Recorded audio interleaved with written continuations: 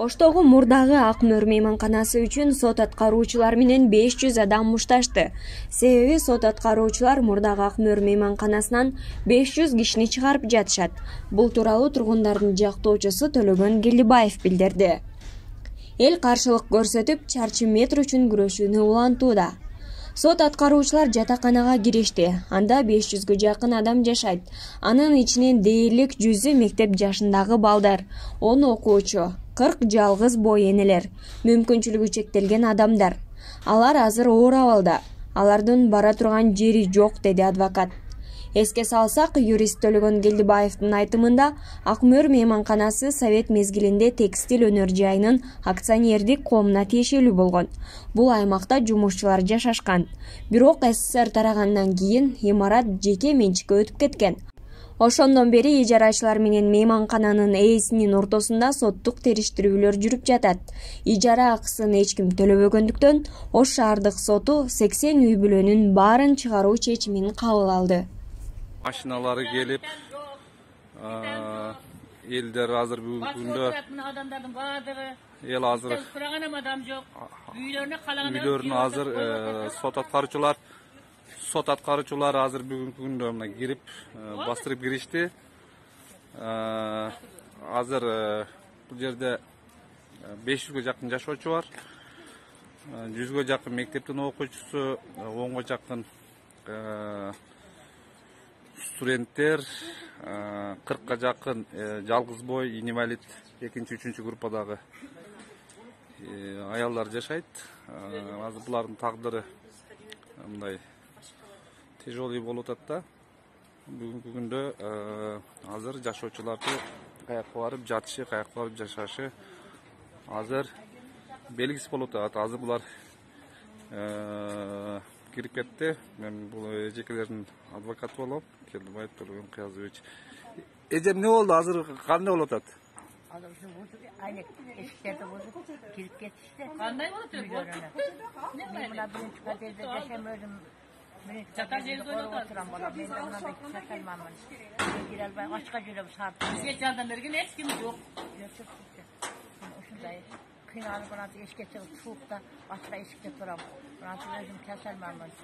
8 жылдан бeri төшүктө жатыр, эми турдум эле. Анан тештез эле келип кыйнашып койгузушту.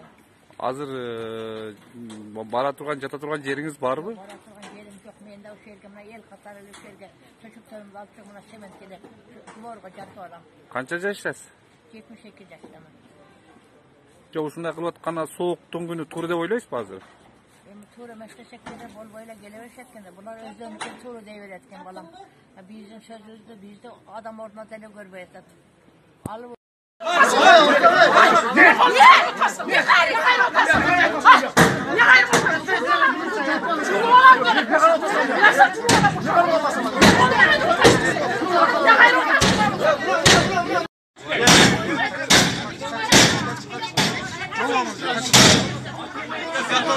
Türkiye kan çalışıyor.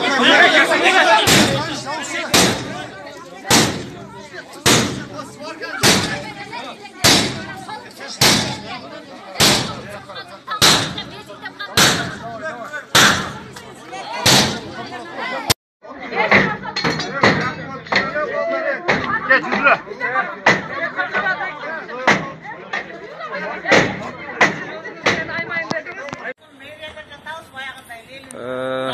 Бул Ош шаарындагы Ак Мөр санаторий жатаканасы. Бул жерде мынтип сот аткаруучулар,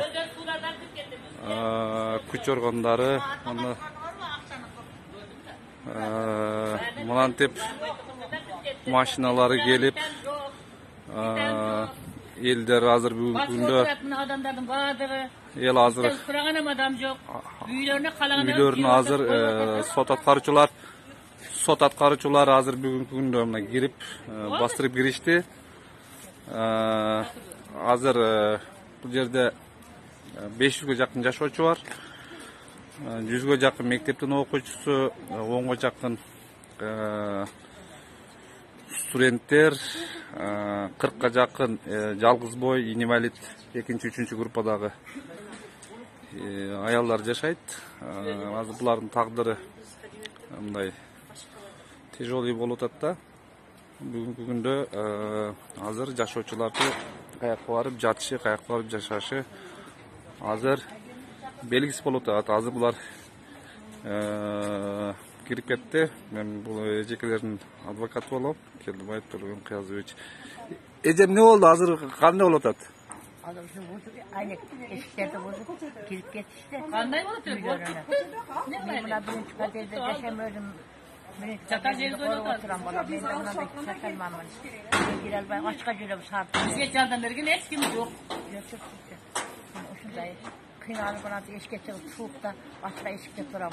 Buna da özüm keselmamın. 8 yıldan beri çocuk sarıcatı emet durdum öyle. Buna da teştedele gelip kıynaşıp toyga düştüm. Азыр бара турган, жата турган жериңиз барбы? Bora turgan yerim yok. Men de o şerge, buna el katarı o şerge. Çocuklarımı alıp çık, buna sementkele. Morga jatı olam. Канча жаштасыз? 78 yaştaman. Жок, ушундай кылып атканда сооктун күнү туура деп ойлойсузбу азыр? Tuğra meşleşeklere bol boyla geleveşetken de bunlar özlemizin tuğra deyiveretken balam. Bizim sözümüzde bizde adam orduna deli görmeyet. Alıp